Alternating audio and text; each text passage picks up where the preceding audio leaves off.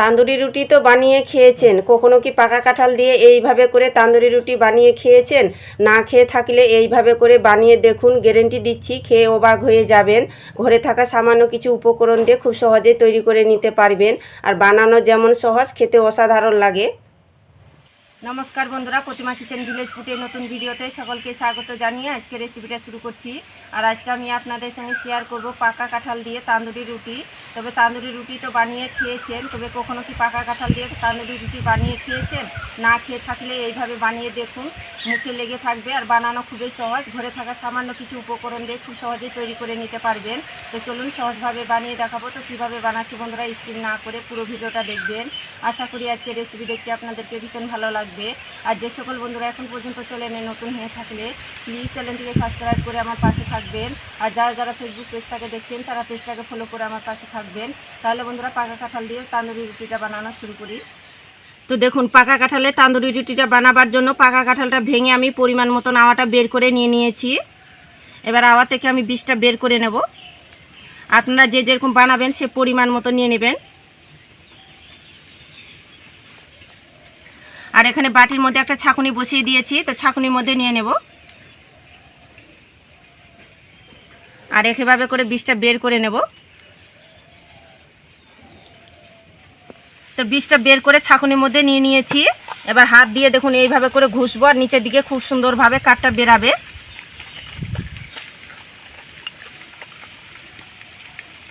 দেখুন কত সুন্দরভাবে নিচের দিকটায় পড়ছে। ছাঁকুনির মধ্যে ঘুষিয়ে আমি পাকা কাঁঠালের কাঠটা বের করে নিয়েছি। এবার তান্দুরি রুটির জন্য ডোটা তৈরি করে নেব। তো তান্দুরি রুটিটা বানাবার জন্য প্রথমে আমি একটা গামলা নিয়ে নিয়েছি, মাখানো সুবিধা হবে। আর এই বাটি মেপে নিয়ে নেব 1 বাটি উষ্ণ গরম দুধ। খুব বেশি গরম নিতে যাবে না, উষ্ণ নিতে হবে, যেন আঙুলটা ডুবিয়ে দেখবেন, তাপটা যেন সহ্য করতে পারে উষ্ণ। আমি এখানে দুধ দিয়ে করছি তান্দুরি রুটিটা, আপনারা চাইলে জল দিয়েও করে নিতে পারেন, তবে দুধ দিয়ে করতে গেলে বেশি খেতে ভালো লাগবে। আর দিয়ে দেবো 1 চা চামচ চিনি। চিনিটা দেওয়ার কারণে টেস্টটা আসবে খুব সুন্দর, খেতে ভালো লাগবে। আর নিয়েছি 1 চা চামচ ইস্ট। অনেকের মনে প্রশ্ন হতে পারে ইস্টটা কোথায় পাওয়া যাবে, তো যে কোনো বড় মুদির দোকানে খোঁজ করবেন, পেয়ে যাবেন। তো এবার আমি খুব ভালো করে চামচের সাহায্যে গুলিয়ে নেব। আর এইভাবে করে নাড়াচাড়া করতে করতে চিনিটাও গলে যাবে আর ইস্টটাও গলে যাবে দুধের মধ্যে। তো দেখুন নাড়াচাড়া করতে করতে খুব সুন্দরভাবে গলিয়ে গিয়েছে। আর এইভাবে করে একটু গলিয়ে নিতে হবে। 1 বাটি নিয়েছি আমি এখানে ময়দা। আর চেষ্টা করবেন ময়দা দিয়ে তৈরি করানো, তাহলে তান্দুরি রুটিগুলো খেতে বেশি ভালো লাগবে। আর যে বাটি মেপে আমি দুধের পরিমাণটা নিয়েছি ওই বাটি মেপে 2 বাটি নিয়েছি ময়দা। 1 চুটকির মতো দিয়ে দিব আমি লবণ। এবার হাত দিয়ে ভালো করে মেখে নেব।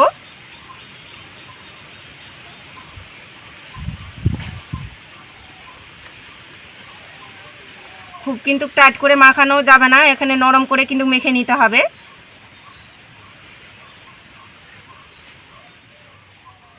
তো দেখুন খুব ভালো করে আমি মেখে নিয়েছি। কাঁঠালে যে পেস্টটা তৈরি করেছি তো সেটা আমি দিয়ে দেবো অল্প অল্প করে, আর মেখে নেব।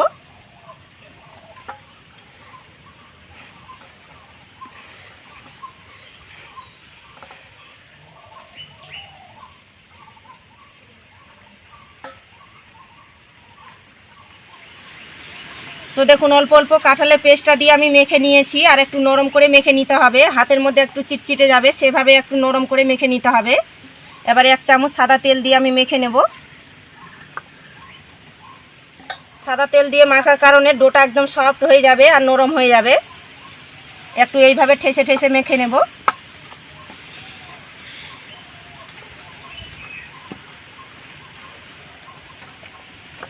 তো দেখুন সাদা তেলটা দিয়ে ঠেসে ঠেসে খুব ভালো করে হাত দিয়ে মেখে নিয়েছি। আর ডোটাকে রেডি করে নিয়েছি সফট করে।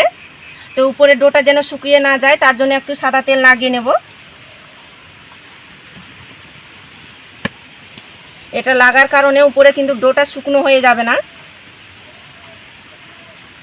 তো দেখুন সাদা তেলটা খুব ভালো করে লাগিয়ে নিলাম। এবার আমি একটা থালা দিয়ে ঢাকা চাপা দিয়ে রেস্টের জন্য 1 ঘন্টা রেখে দেব। আর আপনাদের হাতের কাছে যদি সময়টা কম থাকে তো আধ ঘন্টাও রেখে দিতে পারেন। তো দেখুন 1 ঘন্টা রেস্টে রাখানো হয়ে গেছে। এবার ঢাকনাটা তুলে নেব। এই দেখুন শুধু আগের তুলনায় ডোটা ফুলে উঠেছে। এবার হাত দিয়ে মথে নেব।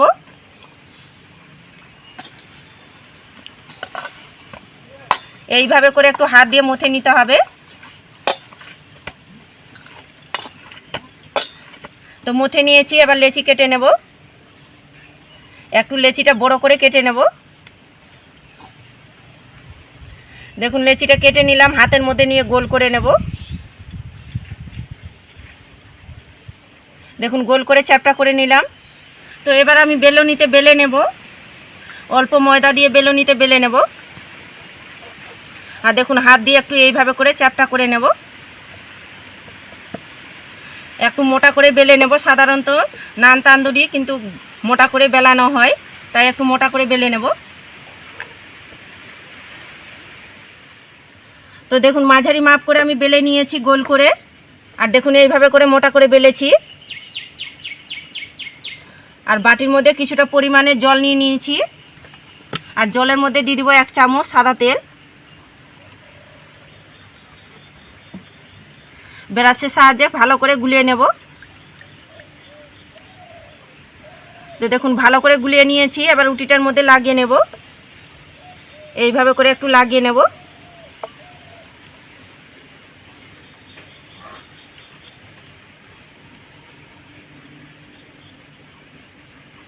তো দেখুন রুটির মধ্যে খুব ভালো করে আমি লাগিয়ে নিয়েছি।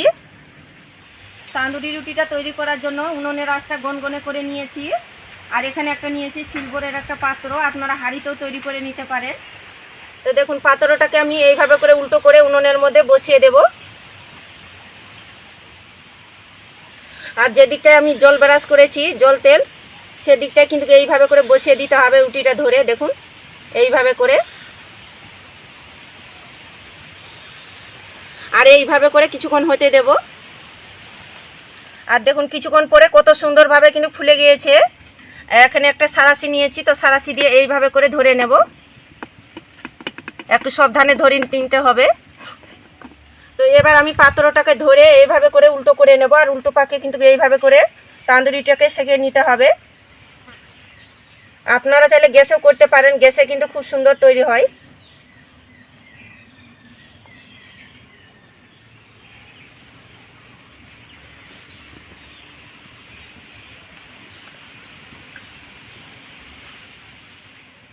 তো দেখুন রুটিটাকে সেঁকে নিয়েছি আর খুব সুন্দর একটা কালারও চলে এসেছে।